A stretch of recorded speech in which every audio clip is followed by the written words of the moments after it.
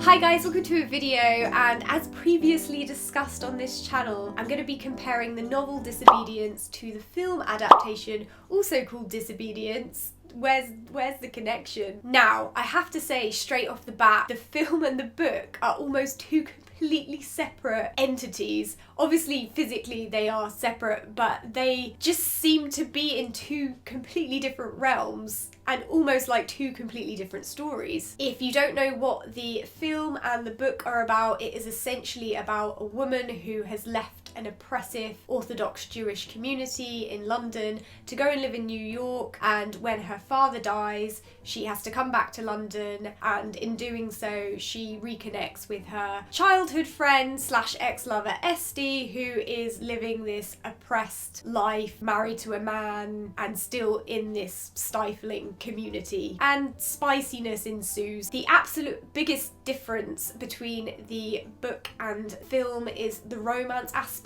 The film could almost be, and is, a film about romance, whereas in the book, the sexuality and the romance aspect are almost afterthoughts, and the book is primarily about this particular Orthodox Jewish community, whereas I think the film is primarily about this romance between Esty and Ronnie. Both the book and the film completely capture the essence of the British atmosphere and that dull British vibe, so that's possibly the most similar thing that they both have going on. In the film, Ronnie and Esty very much have this mutual spark going on from the beginning, which grows and blossoms. But in the book, when Ronnie comes back, Esty tries to kiss her, and Ronnie's quite assertive about not wanting any of that. And then some time passes, she has a really bad day, she gets some bad news, and then all of a sudden, for no reason, she decides she's just gonna like hit on Esty and try and, you know, get some. And she does.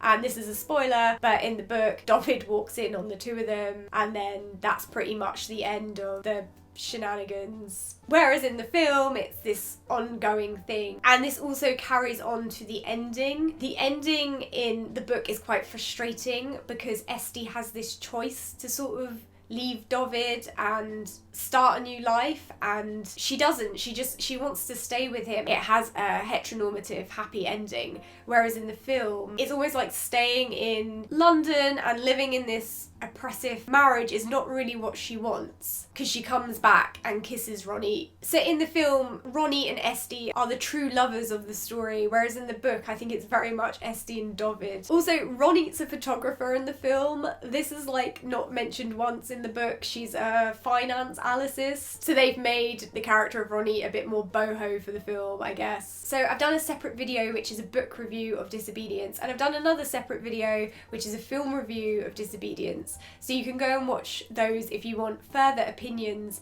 but I just thought this was a particularly interesting case of comparing the book and the film because they are so vastly different. Compared to something like Carol and the Price of Salt, I would say the book and the film almost run parallel with that.